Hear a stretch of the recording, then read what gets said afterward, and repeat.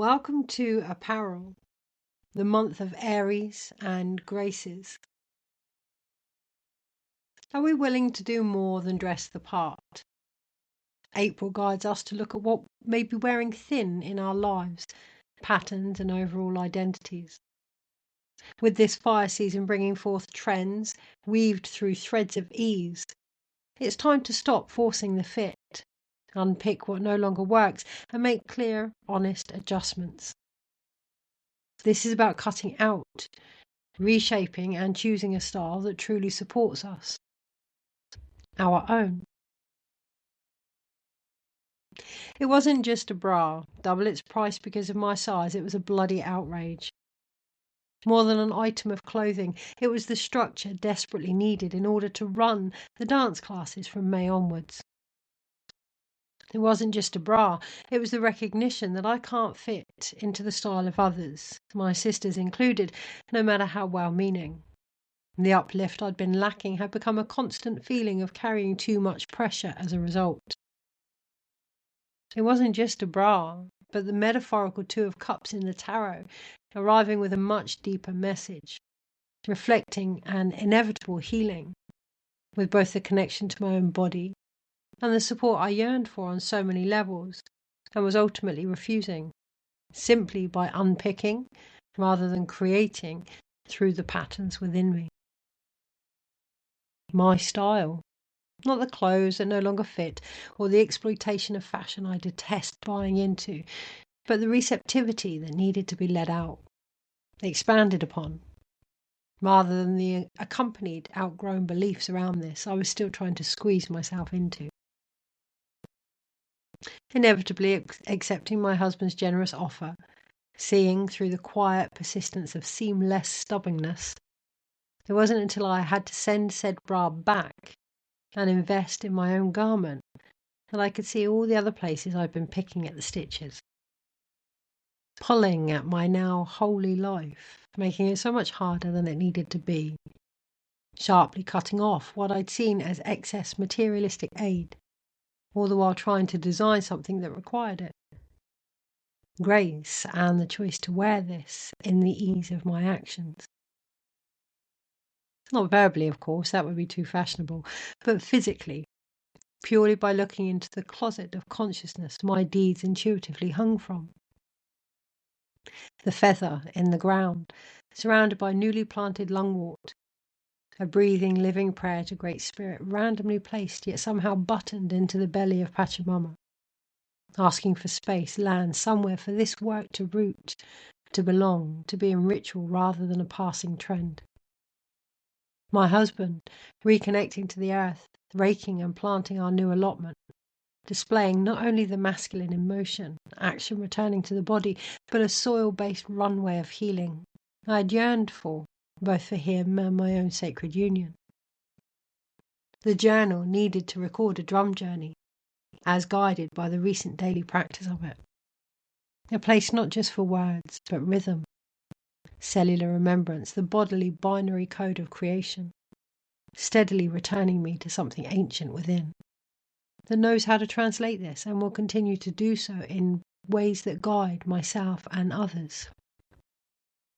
Alongside the realigning of my accessories. The Chicana necklace broken, released and replaced by authentic adornment that represents the Heyoka way. Not in decoration, but declaration. A timely talisman that will support my own willingness to see things through the eyes of the sacred clown. As from here, I'm able to realize these are not external items I'm collecting. They are pieces I'm becoming. The fabrics, textures, tools of human design beneath them. Beyond the look or outfit, to the soul midwife I'm continually growing into.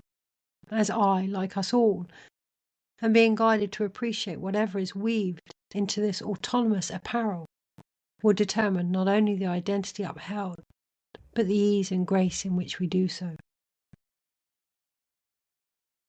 Shifting us into a more empiric, masculine energy, April encourages the recognition of any realities we may or may not be wearing.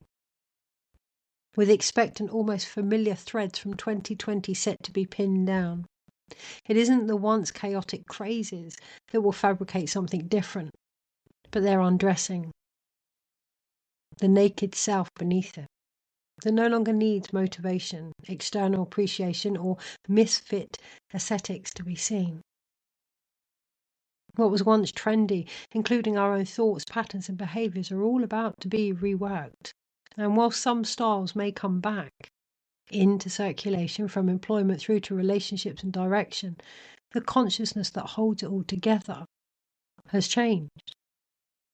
Meaning we are each being supported to look at what, where, who, and even when we are sewing from. Contrary to its appearance, Aries does not ask for perfection or reproduction. This isn't about brands, sculpting and moulding, but supporting, restructuring and holding up the values that make us who we are, outlined by the courage of the cut, beauty of attempts and honesty in the fit, provided by several tailoring astrological transits, including, of course, the full moon in Libra between April the 1st and the 2nd, an opportunity to measure up, acknowledge what doesn't suit us, try things on honestly, recognize where we feel tight, forced, or no longer aligned. On the 5th, the sun will align with Chiron, exposing hidden joins and old repairs, as we appreciate where past wounds may have restricted our own structure.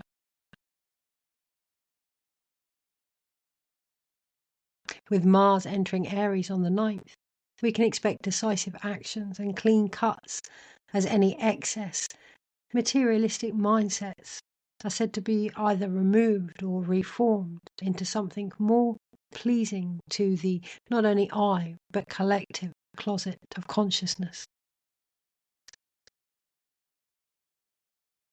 Neptune is set to influence action around about the 13th of April, and this may cause alignment to feel unclear, giving us an opportunity to chalk everything up as Mercury enters Aries a day later, expressing what needs to be said without softening our truth. Leading us into a new moon on the 17th in Aries, we can expect a fresh start, a new pattern, provided, of course, we can commit to it. Letting things out a little bit, loosening what feels restrictive, giving us more room to move. As the sun on the 20th enters Taurus, the season of grounding, we can expect solid foundations, provided we can focus on what will last, not what is quick. From then on, with Venus entering Gemini, our communication is likely to be enhanced as we look at the more detailed work and refining available. Not only in the restitching, with Uranus also joining the Venus on the 25th, and the shift in thinking necessary, but the dropping of the droop as our energy recalibrates, the authenticity of any accessories as clarity returns, and the wearing of wisdom, with the new forming becoming more real as we live the version of ourselves we have been designing by the time we finish the month. Moving us all towards embodiment, based on the where we find ourselves in, it is no longer enough to look good or act the part. The next 4 weeks will inevitably model see-through shifts for what they are. Veils, illusions that permit just enough enticement to look at what we've been covering over. Helping the initial fitting of who we are striving towards to become the choices we now decide to put on, both ourselves and each other. For myself, that also means admitting where things are a little too tight and addressing some much needed alterations. With April already offering the second creative expression session, as we embrace the turn of another season and stage on the medicine wheel, I too will be looking at the element of fire in my life. Journeying with the wands in the tarot alongside a dear friend to seek out any necessary graces that will not only help me to transform, but maintain an essential, intuitive spark. I shall be taking time out with my family, both for my anniversary on April Fool's Day, over the holidays, and going away at the end of the month for my chakra dance training, meaning there are only a few one-off appointments available. In response to these limits, as guided by my daily drum sessions, I'm going to provide additional support through a distant, free healing service every Thursday evening from 6 for half an hour. There is nothing to be done or put on, merely received, the softening of the seams, tending to what sits beneath the layers, a one-size-fits-all event where everyone is welcome. Simply let me know the names you would like to be added to the prayer list. In March, I also introduced a service to ease some of the confusion felt around massage therapy, one that allows individuals to choose the style and combination up to 24 hours before their own appointment. A more fluid wardrobe of choice that I will, for the time being, continue to offer, alongside any direction needed if there is uncertainty. Regular visitors may have noticed all handmade items have been removed from my website. They are now only available through bespoke orders at Flo's Market, which I'm hoping to attend, provided our van is back on the road, on the 11th of this month. This is to make space for an expanded creative venture that will include aromatherapy, drums, jewellery and much more, hopefully by the end of the year. Beyond spiritually fast fashion fads to something made with decades of learning, healing, presence and application. Until then, I am, like so many, wearing the in-between, going with the flow, with regular blogs and videos alongside, of course, the daily dose, as I feel into the timely trends that will flatter more appropriateness, come what may, including the planned Healers Clinic next month, that will be commencing provisionally every Friday from 10 until 1 on a donation basis. I am currently in the process of having the space and several other alternative therapists confirm their availability.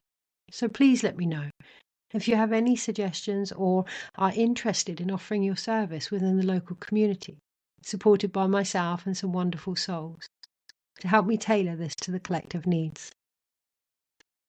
Finally, I'm incredibly excited to let you know I may very well be closing down a lot more than web pages and patterns over the next season, as I look into studying the sacred, transformative healing ritual and practice of Kier de Cadros. But more on that in the next edition. Ultimately, April will offer us all a chance to see what's underneath, the outfit of belonging, to examine and rethread any soul-led seams that may have come undone, ensuring we have more than enough material and the ease and grace now available to design something different, not only in where we find ourselves, but in the identity we are willing to wear. May we all realise, if we wish to adapt any patterns in our lives, we must first admit we are the ones making them. In deepest munay, I ask you now, does it measure up? You know where I am. Take care. Kirsty.